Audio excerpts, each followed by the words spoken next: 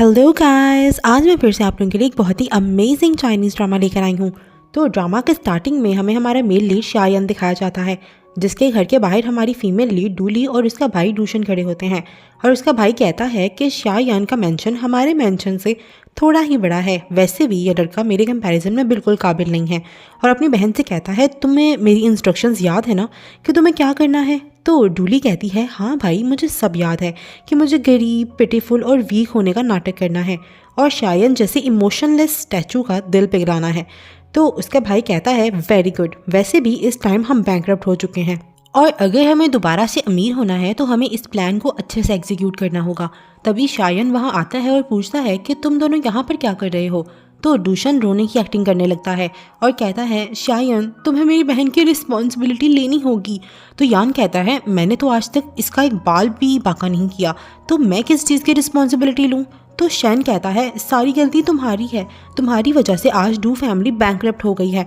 तो वो कहता है, मेरी वजह से नहीं बल्कि तुम्हारी फजूल इन्वेस्टमेंट की वजह से तुम्हारी फैमिली बैंकरप्ट हुई है। तो शैन कहता है, यू हार्टलेस मॉन्स्टर, हमारे विला को भी सीज कर लिया गया है। और फिर वो ली को रोने के लिए कहता है। अपने भाई की बात मानकर ली रोने लगती है। फिर शैन जानबूझकर उसके पाँव पकड़ लेता है और कहता है, प्लीज़ मेरी बहन को अपने घर रख लो, जब मेरे पास पैसे आएंगे तो मैं तुम्हें पे कर दूंगा और अपनी बहन को ले जाऊंगा। ली सोचती है, भाई बस करो, कुछ ज़्यादा ही ह्यूमिलेटिंग है ये सब कुछ। शैन यान के पाँव में बैठकर सोचता है कि ये आदमी मुझे बिल्कुल पसंद नहीं है, लेकिन एटलीस्ट ये लड़कियों के साथ गलत तो नहीं करता ना। मेरी बेचारी बहन कितनी प्यारी है और कितनी मासूम है, मैं उसे ऐसे ही किसी के पास तो नहीं भेज सकता ना। फिर ली भी अपने भाई के साथ एक्टिंग करने लगती है। उस टाइम यान सोचता है, शैन जितना मर्जी कह ले, लेकिन तभी हमें एक फ्लैशबैक दिखाते हैं जहाँ जब ली एक दिन अपने स्कूल से वापस आई थी तो उसने शायन को अपना भाई समझकर हग कर लिया था, जहाँ उन दोनों की नज़रें भी मिली थी और यान बस डूली को ही देखता रह गया था। फिर हमें वापस से प्रेजेंट का सीन दिखाते हैं जहाँ यान सोचता है कि मैं डूली को इनकार नहीं कर सकता और अपनी बॉसी इमेज को कायम रखते हुए वो डूली को अपने घर में रहने की परमिशन दे देता है, जिसे सुनकर वो दोनों भाई बहन खुश हो जाते हैं। फिर डूशन अपनी बहन को सारा सामान निकाल कर यान को देता है और फिर वहाँ से चला जाता है। फिर यान डूली को अंदर चलने को कहता है। तो ली सोचती है कि जब आप किसी के घर रहने जाओ तो आपको उससे स्वीटली बात करनी चाहिए और फिर वो खुशी से शाह के पीछे जाती है और कहती है, thank you so much mister Shah, मुझे अपने घर में रखने के लिए। लेकिन उसी टाइम यान के साथ उसकी टक्कर हो जाती है और वो गिरने लगती है, लेकिन यान उससे बचा लेता है और सोचता है कि डू फैमिली और शाह फैमिली शुरू से ही एक दूसरे के एनिमीज़ हैं, तो मुझे नहीं लगता कि मुझे हमारी अच्छी एंडिंग के बारे में सोचना चाहिए। फिर वो गुस्से से ली को कहता है कि तुम मुझे मिस्टर शाह नहीं बुलाओगी क्योंकि हमारा रिलेशन इतना अच्छा नहीं है कि तुम मेरे साथ फ्रैंक हो सको। तो ली कहती है, वो मैंने सोचा कि अब हम एक ही छत के नीचे रहने वाले हैं तो इसीलिए। तो वो काफ़ी रूड होकर उसे कहता है कि तुम सिर्फ कुछ महीने एज गेस्ट मेरे घर में हो, तो तुम्हें मेरे साथ इतना फॉर्मल होने की ज़रूरत नहीं है। फिर वो उसे छोड़ता है और उसका सामान लेकर अंदर चला जाता है और ली सोचती है कि ये तो मुझे बिल्कुल पसंद नहीं करते, तो आखिर मैं आने वाले दिन कैसे यहाँ पर हैंडल करूँगी इनको। नेक्स्ट सीन में दिखाते हैं कि यान बाथ लेकर बाहर आया था, तभी उसे ली के रोने की आवाज़ आती है, जिसे सुनकर वो सोचता है कि कहीं मैंने पहले इस पर कुछ ज़्यादा ही तो गुस्सा नहीं कर दिया था, और उसके रूम की तरफ जाने लगता है और रूम के बाहर जाकर सोचता है कि क्या इस टाइम मेरा अंदर जाना ठीक रहेगा। दूसरी तरफ दिखाते हैं कि ली असल में कोई सैड ड्रामा देखकर रो रही थी। फिर यान के डोर नॉक करने पर जब वो दरवाज़ा खोलती है तो यान कहता है, आई एम सॉरी, पहले मैंने तुमसे काफ़ी ज़्यादा रूडली बात की थी। तो ली सोचती है कि अच्छा, तो इनको ये लग रहा है कि मैं इनकी वजह से रो रही हूँ। फिर वो भी एक्टिंग को कंटिन्यू करती है और कहती है, इट्स ओके मिस्टर शाह, मैं जानती हूँ कि आप मुझे पसंद नहीं करते, इसके बावजूद भी आपने मुझे अपने घर में रहने दिया, मैं इसके लिए आपकी बहुत थैंकफुल हूँ। तो वो कहता है, तुम मुझसे कुछ भी मांग सकती हो, अगर मेरे बस में हुआ तो मैं तुम्हारी ख्वाहिश ज़रूर पूरी करूँगा। तो वो कहती है, कुछ भी मांग सकती हूँ क्या, सच्ची? तो वो कहता है, हाँ। नेक्स्ट दिखाते हैं कि ली ने यान से रिक्वेस्ट की थी कि वो उसको ड्रिंक पिलाए और यान ने उसकी बात मान भी ली थी और वो सोच रहा था कि ली अब बड़ी हो गई है तो आई होप कि इसके ड्रिंक करने से कोई प्रॉब्लम ना हो। फिर वो दोनों ड्रिंक करते हैं। थोड़ी सी ड्रिंक करने के बाद ली को नशा चढ़ जाता है और वो सीधा शायन की गोद में गिरती है और उसके एब्स को टच करने लगती है, लेकिन यान उसका हाथ पकड़ लेता है और कहता है कि आज के बाद से तुम्हारे लिए ड्रिंक करना बैन है। नेक्स्ट डे दिखाते हैं कि यान ऑफिस में बैठकर कल रात के बारे में सोच रहा था, तभी दूषण वहाँ आता है और उसे कुछ डॉक्यूमेंट्स देता है और कहता है इन डॉक्यूमेंट्स में वो सब चीज़ों के बारे में लिखा हुआ है जो मेरी बहन को पसंद है। लेकिन यान उस पर गुस्सा करता है और कहता है कि मैं तुम्हारी बहन का अच्छे से ख्याल रख रहा हूँ, यू डोंट वरी, और उन डॉक्यूमेंट्स को देखता भी नहीं है। लेकिन दूषण के वहाँ से जाने के बाद वो फ़ौरन से उन डॉक्यूमेंट्स को अच्छे से रीड करने लगता है। नेक्स्ट दिखाते हैं कि डूली रात को 11 बजे घर वापस आती है, जिसे देखकर यान उस पर बहुत गुस्सा करता है और कहता है कि तुम्हारा भाई ने मुझे बताया कि तुम्हारी फैमिली में तो कर्फ्यू था ना, जिसके मुताबिक तुम्हें रात 9 बजे के बाद घर से बाहर रहना अलाउ नहीं है। तो अब शाह फैमिली ने भी कर्फ्यू लगा दिया है और अब से तुम 8 बजे घर के अंदर हो, वरना बहुत बुरा होगा। तो ली सोचती है ये भला क्या बात हुई, कोई ऐसे अपने गेस्ट पे कोई रिस्ट्रिक्शंस लगाता है क्या, और बहुत इरिटेटेड फील कर रही थी। उसकी तरफ देख के यान को भी बुरा लग रहा था और वो सोचता है कि कहीं इसे ये तो नहीं लग रहा कि मैं इसको ज़्यादा ही बॉसी बिहेवियर दिखा रहा हूँ। लेकिन तभी वो उसके लिए सारे लेटेस्ट ब्रांड के कपड़े मंगवाता है, जिसे देखकर वो बहुत खुश हो जाती है और कहती है मिस्टर शाह, क्या आप मुझे अपनी सिस्टर बनाएंगे? तो वो कहता है नहीं, मुझे किसी सिस्टर की ज़रूरत नहीं है, और उसे 2 लाख युआन भी देता है खर्च करने के लिए, जिसे देखकर वो और भी ज़्यादा खुश हो जाती है। नेक्स्ट सीन में दिखाते हैं कि डूली अपनी फ्रेंड के साथ ड्रिंक कर रही थी और उसने शायन को दिए हुए सारे के सारे कपड़े और गिफ्ट्स को बेच डाला था, क्योंकि वो डू फैमिली का कर्जा उतारने के लिए अपने भाई की मदद करना चाहती थी। लेकिन उन सब चीज़ों को बेच कर भी उसको कुछ ज़्यादा खास पैसे नहीं मिले। फिर वो अपनी दोस्त से कहती है यार तुम ही मुझे कोई जॉब दिला दो, प्लीज़ हेल्प मी। फिर अपनी दोस्त के पूछने पर वो बताती है कि वो शायन के घर पर रह रही है और वो वहीं उसका खर्चा उठाता है, जिसे सुनकर उसकी दोस्त कहती है कि तुम शायान के घर रह रही हो तो तुम्हें जॉब की क्या ज़रूरत है, तुम्हें पैसे कमाने की क्या ज़रूरत है, तुम तो वैसे ही सब कुछ उड़ा सकती हो। तो वो कहती है नहीं यार। तभी यान भी बाहर आकर उनकी बातें सुनने लगता है, जहाँ पर ली कहती है मैं उन पर और डिपेंडेंट नहीं रहना चाहती। तुम्हें पता है कि डू और स्या फैमिली के एक दूसरे के साथ अच्छे रिलेशन नहीं हैं और वैसे भी वो बहुत ओल्ड फैशन है, बिल्कुल मेरे टाइप के नहीं हैं। तभी यान अंदर आ जाता है, लेकिन ली उसे मेल मॉडल समझ लेती है और उसके ऐप्स को टच करने लगती है और उसे हग कर लेती है। यान कहता है हम घर जाकर सब डिस्कस करेंगे और उसे गोद में उठाकर घर ले जाता है। फिर नेक्स्ट डे जब ली की आंख खुलती है तो वो हंसने लग जाती है, ये सोचकर कि उसने शायान को मेल मॉडल समझ लिया था। लेकिन फिर तभी उसकी नज़र एक नोट पर जाती है जिस पर लिखा था कि अब ये 7 बजे के बाद घर से बाहर नहीं रह सकती और इसके लिए ड्रिंक करना भी मना है। उस नोट को पढ़ने के बाद ली को बहुत गुस्सा आता है। फिर तभी उसे इसकी दोस्त का मैसेज आता है जिसमें उसने एक पियानो परफॉर्मर की जॉब के बारे में बताया था।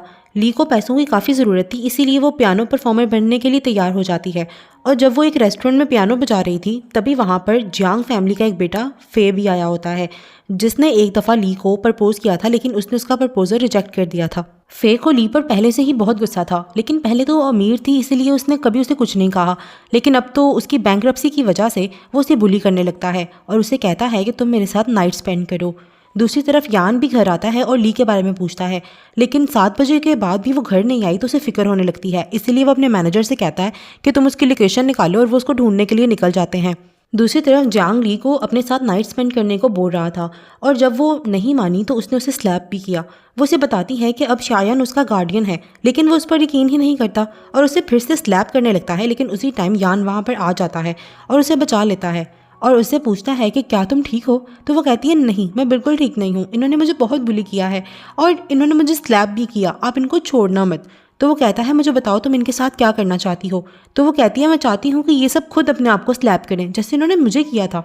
फिर वो सब खुद अपने अपने फेसेस पर स्लैप करने लगते हैं और यान उसे वहाँ से ले जाता है। और जब वो वापस जा रहे थे तो यान उस पर बहुत गुस्सा करता है और कहता है कि क्या मैं तुम्हें अच्छे से ट्रीट नहीं कर रहा था तो तुम पियानो बजाने के लिए चली गई? इससे पहले कि ली कुछ कहे उसके पेट में दर्द होने लगता है और यान फ़ौरन उसे हॉस्पिटल ले जाता है, जहां डॉक्टर बताता है कि इन्होंने कोई गलत खाना खाया है, इस वजह से ये पेन हुआ है, बट डोंट वरी, 1-2 दिन लाइट खाना खाने के बाद ये बिल्कुल ठीक हो जाएंगी।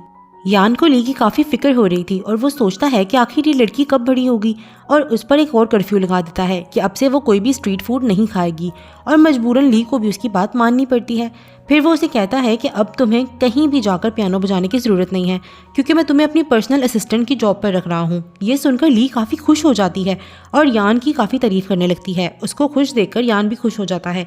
नेक्स्ट डे यान उसे ऑफिस लेकर जाता है और उसे उसके वर्किंग स्टेशन पर बिठा देता है। फिर थोड़ी देर के बाद उसे मैसेज करता है और कहता है कि मेरे लिए एक ब्यूटीफुल सा पर्ल नेकलेस खरीदो, मेरा बजट 3 लाख युआन का है और जो पैसे बचेंगे वो तुम अपने लिए रख लेना। फिर वो यान के मैनेजर से पूछती है कि क्या मिस्टर शाह की कोई गर्लफ्रेंड है? तो वो कहता है नहीं, उनकी लाइफ में 2 ही लड़कियां हैं, एक आप और एक उनकी बहन। ये सुनकर वो हंसने लग जाती है और कहती है मुझे लगा था कि मिस्टर शाह की बहुत सी गर्लफ्रेंड्स होंगी, लेकिन वैसे सही भी है, वो जितने ओल्ड फैशन है ना, उनके साथ कौन ही भला रिलेशन में आना चाहेगा।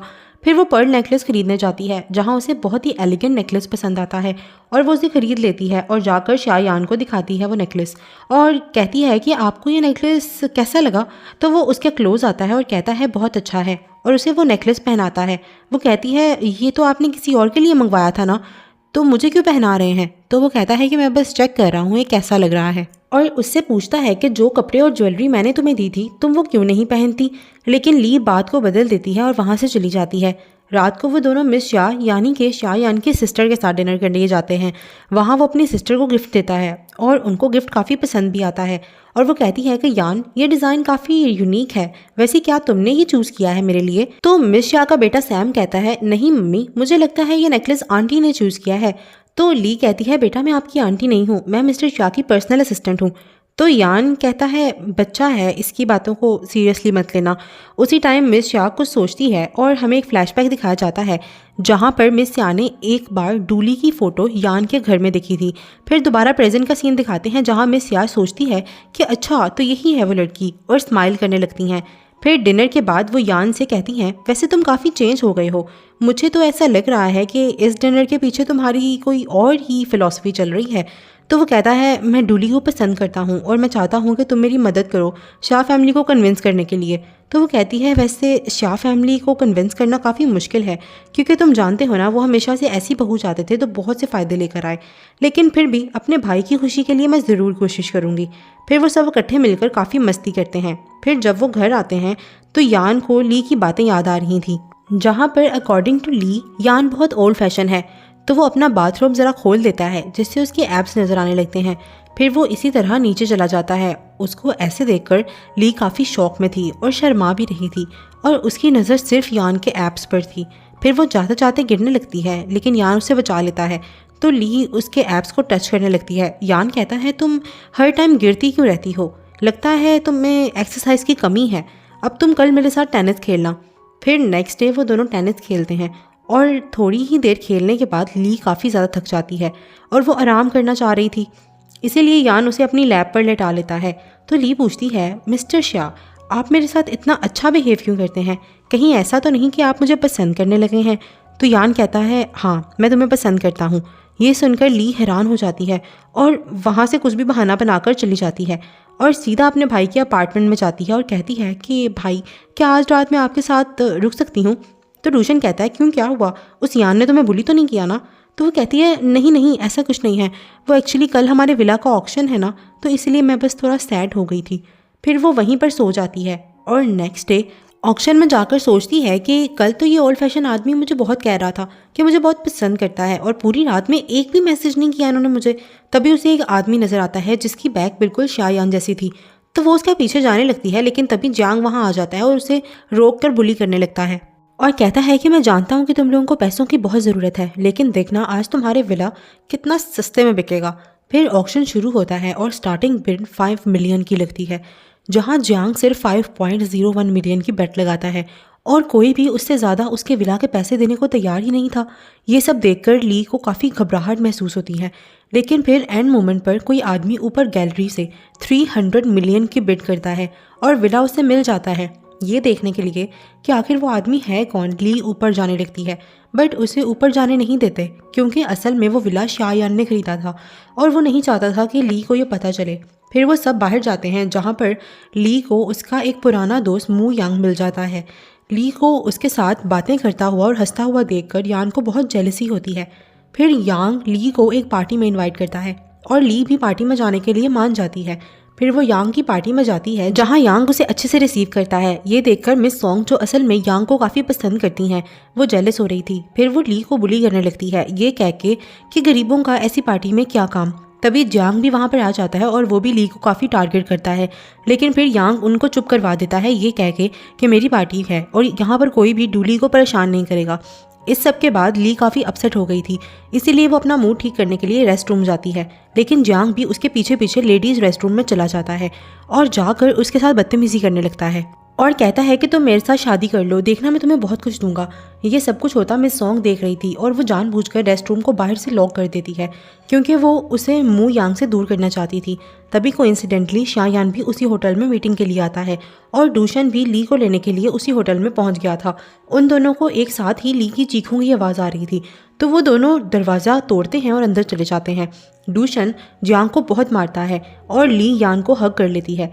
उसे यान के इतने क्लोज देखकर शेन को भी थोड़ा सा शक होता है, लेकिन फिर वो यान से कहता है कि तुम मेरी बहन को घर ले जाओ और उसका ख्याल रखना, मैं ज़रा इस जियांग को ठिकाने लगा कर आता हूँ।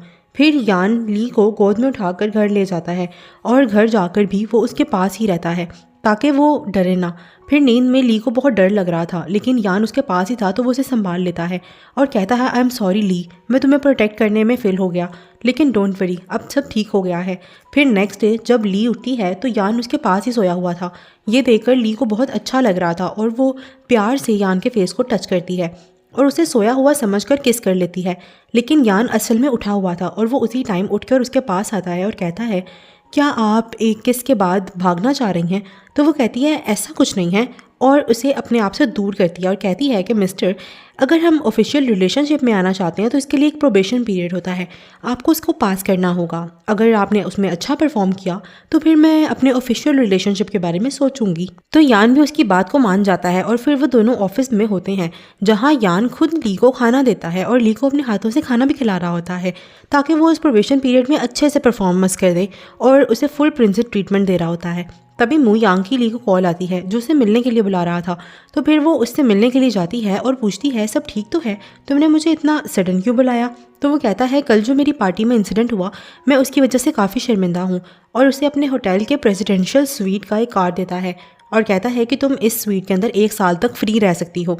तो उसके बाद उसे अपनी पर्सनल असिस्टेंट की जॉब भी ऑफर कर देता है। ली उसका दिया हुआ कार्ड तो रख लेती है। उसको कार्ड लेता हुआ देखकर यान को बहुत गुस्सा आता है, लेकिन वो पर्सनल असिस्टेंट की जॉब के लिए इनकार कर देती है और कहती है कि शायान से अच्छा बॉस कोई नहीं हो सकता, इसलिए मैं उनको नहीं छोड़ूंगी। ये सुनने के बाद यान काफ़ी ज़्यादा खुश हो जाता है। फिर ली वहाँ से जाने लगती है तो यान भी वहाँ से चला जाता है, लेकिन ली उसे जाते हुए देख लेती है और सोचती है ओहो, तो मिस्टर शायान आप मुझ पर नज़र रख रहे थे। फिर जब वो अंदर आती है तो यान उससे पूछता है वैसे कैसी रही तुम्हारी मीटिंग? तो वो सोचती है अच्छा अब तुम मेरे सामने प्रिटेंड करोगे, और वो भी उसके खेल में उसका साथ देती है और कहती है हाँ हाँ बहुत अच्छी गई। एंड यू नो यांग ने मुझे एज अ गिफ्ट 1 साल के लिए प्रेसिडेंशियल स्वीट की की दी है। यान इससे काफ़ी ज़्यादा जेलस हो रहा था, इसीलिए वो की को डस्टबिन में फेंक देता है और अपने सारे होटल्स के प्रेसिडेंशियल स्वीट्स की मंगवाता है और उसे कहता है कि तुम्हें इसमें से जो भी पसंद आए तुम वहाँ पर रह सकती हो। फिर ली उसके पास आती है और कहती है क्या आप जेलस हो रहे हैं? लेकिन यान उसको कोई भी जवाब नहीं देता, तो इस वजह से वो उसे किस कर लेती है और कहती है कि मिस्टर शाह अब आपको प्रमोट कर दिया गया है, आपका प्रोबेशन पीरियड ख़त्म हुआ। ये सुनकर वो बहुत खुश हो जाता है। फिर वो दोनों एक दूसरे को किस करने ही लगते हैं, तभी डूशन वहाँ पर आ जाता है और कहता है ये सब क्या चल रहा है यहाँ पर? तो ली कहती है कुछ नहीं भाई, वो कल रात का इंसिडेंट हुआ था ना, तो इसके बाद मैं मिस्टर शाह से कुछ सेल्फ डिफेंस के ट्रिक सीख रही थी। तो वो कहता है मेरी प्यारी बहन तुम्हें डरने की कोई ज़रूरत नहीं है क्योंकि जियांग को अरेस्ट कर लिया गया है और मैं तुम्हारे साथ हूँ ना, तो अब तुम रिलैक्स हो सकती हो। तो ली रिलैक्स हो जाती है। फिर वो कहती है कि भाई मुझे आपको एक गिफ्ट देना है, और वो ट्रैश में से मू यांग के प्रेसिडेंशियल स्वीट की चाबी निकालती है और उसे रहने के लिए दे देती है। तो डूशन कहता है ये तुमने ट्रैश में से क्यों निकाली? तो वो कहती है वो गलती से गिर गई थी। तो उसका भाई कहता है वैसे तुम्हें ये मिली कहाँ से? तो वो कहती है कि मू यांग ने दी है। कल उसके रेस्टोरेंट में जो इंसिडेंट हुआ था ना, उसकी वजह से वो बहुत शर्मिंदा था और माफ़ी मांग रहा था। तो डूशन सोचता है अच्छा बेटा तो मेरी बहन को फंसाना चाह रहा है, अब तू देख ज़रा। फिर रात को मू यांग ली को वेलकम करने के लिए उस होटल रूम में जाता है, लेकिन वहाँ पर डूशन को देखकर उसे काफ़ी बड़ा झटका लगता है। तो डूशन उससे पूछता है कि तुम यहाँ पर क्या कर रहे हो, तुम्हें यहाँ पर किसने बुलाया? तो वो कहता है कि मैं यहाँ पर ली को ग्रीट करने के लिए आया था। तो डूशन कहता है कि मुझे पता है तुम मेरी बहन को पसंद करते हो, डोंट वरी मैं तुम्हारी ज़रूर मदद करूँगा क्योंकि तुम मुझे भी अच्छे लगते हो।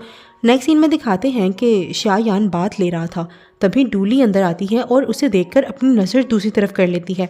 तभी यान वहाँ आ जाता है और वो पूछती है वैसे आपके दिल में मेरे लिए फीलिंग्स कब पैदा हुई? तो वो कहता है जब हम पहली बार मिले थे और तुमने मुझे अपना भाई समझ लिया था और हक कर लिया था, मैं तब से ही तुम्हें लाइक करता हूँ। और फिर वो उसे किस करने लगता है। नेक्स्ट डे डूशन ली को बताए बगैर मू यांग के साथ उसकी ब्लाइंड डेट फिक्स कर देता है।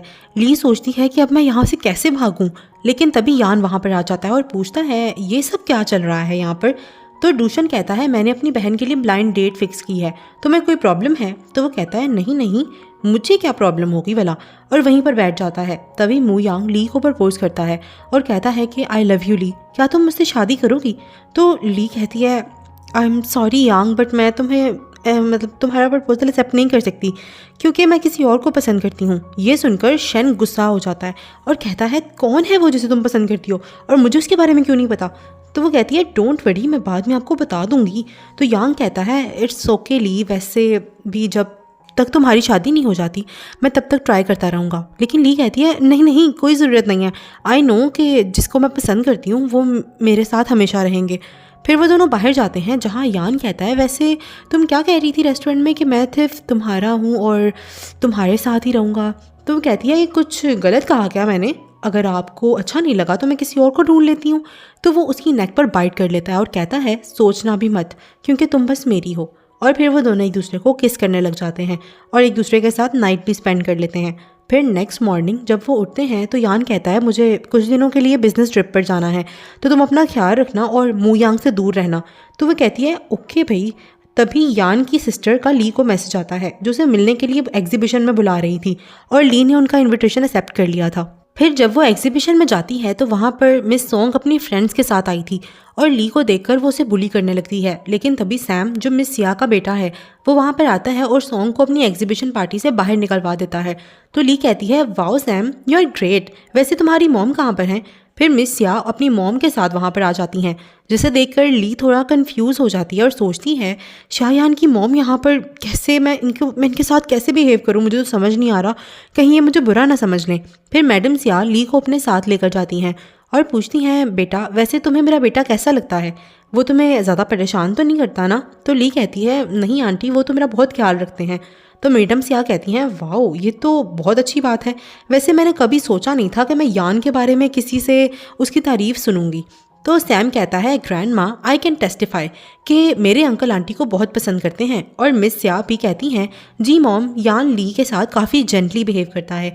ये सब सुनकर मैडम बहुत खुश होती हैं और अपना ख़ानदानी कड़ा उसे पहना देती हैं और रात को उसे फैमिली डिनर के लिए भी इन्वाइट करती हैं। फिर जब वो डिनर पर जाती है तो उसे यान वहाँ पर नज़र आता है और वह कहती है कि आप तो बिजनेस ट्रिप पर गए थे ना? तो सैम कहता है नहीं आंटी, अंकल ग्रैंडपा को शादी के लिए कन्विंस कर रहे थे और ग्रैंडपा ने अंकल को काफ़ी मारा भी है। तो ली कहती है मुझे दिखाओ कि तुम्हें चोट तो नहीं लगी ज़्यादा?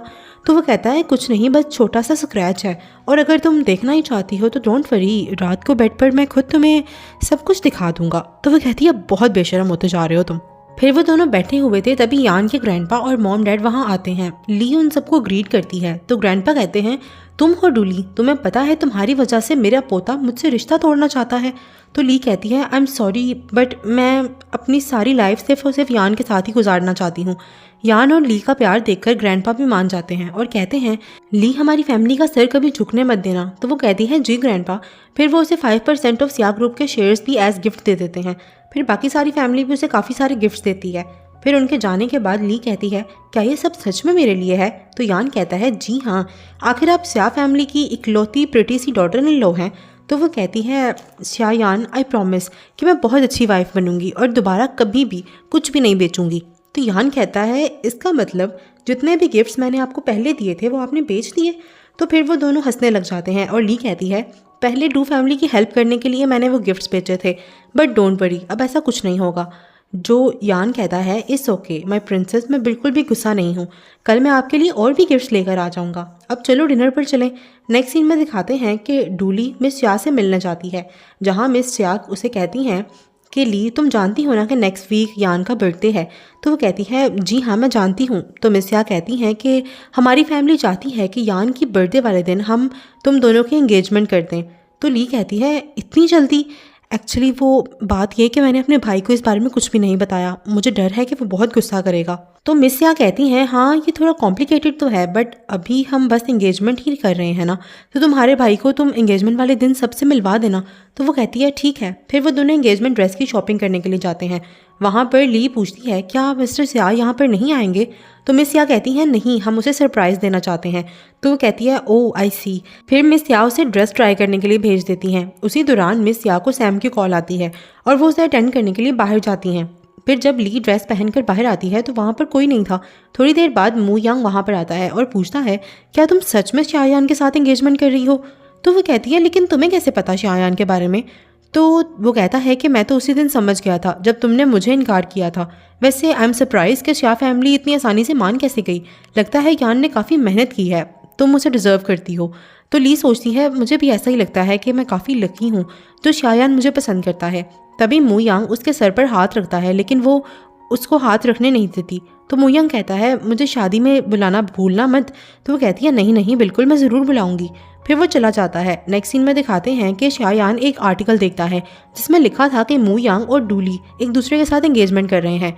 ये न्यूज़ देखकर यान बहुत डर जाता है और वो फ़ौरन ली को कॉल करता है और पूछता है कि तुम आज रात घर आओगी ना। तो ली कहती है कि नहीं, मैं एक्चुअली कुछ दिन अपने भाई के साथ रहूँगी, वो मुझे काफ़ी मिस कर रहे हैं। तो वो कहता है ठीक है, अपना ध्यान रखना, और फ़ोन रख देता है। और फिर वो डूशन को फ़ोन करता है और कहता है कि लगता है तुम अपनी बहन को कुछ ज़्यादा ही मिस कर रहे हो, जो उसे अपने पास बुलाना चाहते हो। तो शैन कहता है कि ऐसी कोई बात नहीं है, वो तुम्हारे साथ ही तो है, क्या तुम मुझसे जान छुड़वाना चाह रहे हो। तो वो कहता है नहीं ऐसा कुछ नहीं है और फ़ोन काट देता है और सोचता है इसका मतलब ली मुझसे झूठ बोल रही थी, लेकिन आई ट्रस्ट हर और मैं अपना ट्रस्ट कभी नहीं टूटने दूंगा उसके ऊपर से, और मैं जानता हूँ कि वो कभी मुझे धोखा नहीं देगी। दूसरी तरफ दिखाते हैं कि ली खुद शाह के लिए बर्थडे केक तैयार कर रही थी, इसीलिए उसने यान से झूठ बोला था।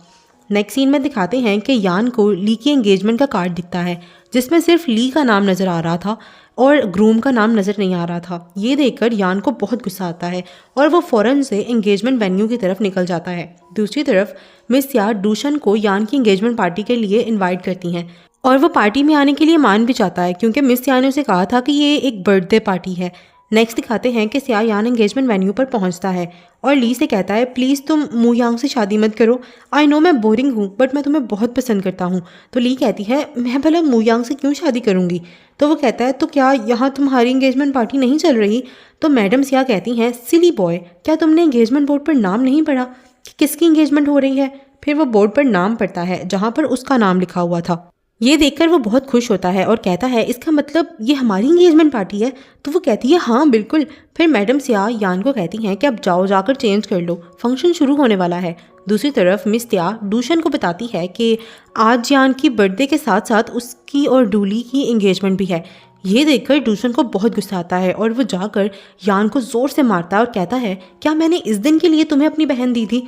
लेकिन ली उसे रोकती है और कहती है भाई मिस्टर सिया बहुत अच्छे हैं और मेरा बहुत ख्याल भी रखते हैं, आप प्लीज़ मान जाओ ना। फिर अपनी बहन की खुशी के लिए डूशन भी मान जाता है। फिर उन दोनों की एंगेजमेंट होती है और यान ली को उसका विला वापस करता है जो उसने ऑक्शन में उसके लिए ख़रीदा था और वो दोनों एक दूसरे को किस करने लगते हैं। लेकिन तभी डूशन बीच में आ जाता है और कहता है पहले मुझे तुम्हारे इरादों के बारे में पता नहीं था, लेकिन अब मुझे सब पता चल गया। अब जब तक हम दोनों की शादी नहीं हो जाती ली तुम्हारे साथ नहीं रहेगी और ना ही ये तुम्हारी सेक्रेटरी बनेगी। फिर वो ली को उसके साथ लेकर चला जाता है और ली यान को कॉल करने के लिए कहती है। रात को यान ली को कॉल करता है और कहता है ली मैं तुम्हें बहुत मिस कर रहा हूँ, हम जल्दी से शादी कर लेते हैं ना। तो ली कहती है कि मैं भी तुम्हें बहुत मिस कर रही हूँ, लेकिन भाई ने कहा है कि जब तक डू कंपनी स्टेबल नहीं हो जाती तब तक वो मेरी शादी नहीं करेंगे क्योंकि वो नहीं चाहते कि तुम्हारी फैमिली में मेरा स्टेटस कम हो। तो यान कहता है it's okay Lee, I respect your decision.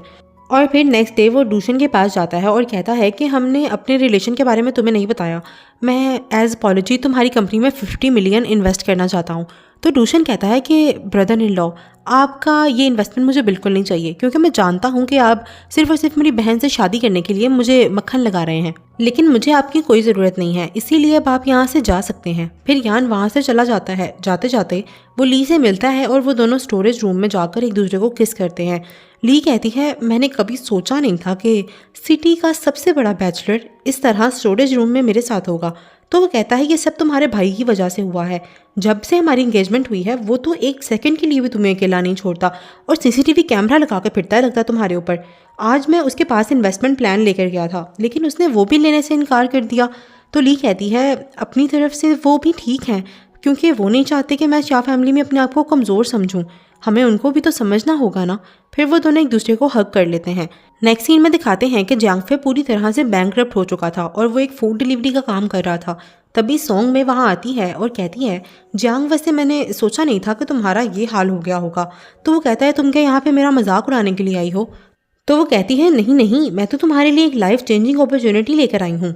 मैं तुम्हारी मदद करूँगी, लेकिन पहले तुम्हें मेरी मदद करनी होगी। और वो उसे 50 मिलियन का चेक देती है और कहती है कि मैं चाहती हूँ कि तुम डूली की रेपुटेशन ख़राब कर दो। चेक देखने के बाद वो उसकी बात मान जाता है। नेक्स्ट दिखाते हैं कि ली और शन को एक प्रोजेक्ट में पार्टिसिपेट करने का मौका मिलता है। एक ऐसा यही प्रोजेक्ट जो उनकी ज़िंदगी बदल सकता है। अगर उनको ये प्रोजेक्ट मिल गया तो उनकी कंपनी दोबारा से स्टेबल हो जाएगी। इस प्रोजेक्ट में पार्टिसिपेट के लिए वो दोनों बहुत खुश थे और ली तो कुछ एक्स्ट्रा ही खुश हो रही थी, क्योंकि उसे पता था कि ये प्रोजेक्ट उसे मिल गया तो कंपनी काफ़ी फेमस हो जाएगी और फिर जल्द ही उसकी और यान की शादी हो पाएगी। फिर वो यान को मैसेज करके बताती है कि उनको एआई प्रोजेक्ट का इनविटेशन मिला है। यान अपने असिस्टेंट से पूछता है कि क्या उसने ये इनवाइट ली को भेजा था। तो असिस्टेंट कहता है, नहीं सर, मैंने ये नहीं भेजा। तो यान कहता है, तुम इस प्रोजेक्ट के बारे में सारी डिटेल्स निकालो और कुछ भी गड़बड़ हो तो मुझे बताना। फिर दिखाते हैं कि ली और शन दोनों उस प्रोजेक्ट में प्रेजेंटेशन देने के लिए गए थे और वहाँ पर जियांग फे भी सॉन्ग में की वजह से प्रेजेंटेशन देने के लिए आया था। और जब ली और शन अपनी प्रेजेंटेशन कंप्लीट कर लेते हैं तभी जियांग फे उन पर इल्ज़ाम लगाता है कि इन लोगों ने मेरी प्रेजेंटेशन या मेरा डेटा चुराया है, कि इन लोगों ने प्लेजरिज्म किया है। फिर वो उन सबको अपना डेटा दिखाता है। तो ली कहती है, बेशक डेटा सेम है, बट ये भी तो हो सकता है ना कि तुमने हमारा डेटा चुराया हो। तो सॉन्ग कहती है, ऐसा नहीं हो सकता, क्योंकि जियांग की कंपनी में मैंने इन्वेस्ट किया है, इसीलिए ये सारी कैलकुलेशन तो वो इजीली एक्सेस कर सकता है, लेकिन मुझे पता है कि तुम इस डाटा को एक्सेस नहीं कर सकते। तभी वहाँ पर सब लोग उन पर इल्ज़ाम लगाने लगते हैं कि यकीनन इन्होंने ही चोरी की होगी। तभी शायन वहाँ पर आ जाता है और सबको एक रिकॉर्डिंग सुनाता है जिसमें सॉन्ग में ने सारी की सारी डिटेल्स वांग यू, जो एक जज है, उससे ली थी। तो सॉन्ग में कहती है कि यान, तुम ली को इतना सपोर्ट क्यों कर रहे हो, जबकि उसकी एंगेजमेंट तो मू यांग से हुई है ना। तो ली कहती है, तुम्हें किसने कह दिया कि मेरी एंगेजमेंट मू यांग के साथ हुई है। तो यान कहता है, मिस सॉन्ग, एक्चुअली वो मैं हूँ जिसके साथ मिस ली की एंगेजमेंट हुई है, मू यांग नहीं। ये सुनकर सॉन्ग में कहती है, नहीं, ऐसा कैसे हो सकता है। तभी वहाँ पर पुलिस आ जाती है और इन तीनों को अरेस्ट कर लेती है और वो प्रोजेक्ट डू कॉर्पोरेशन को मिल जाता है। नेक्स्ट सीन में दिखाते हैं कि डूली अपनी शादी के लिए तैयार होती है।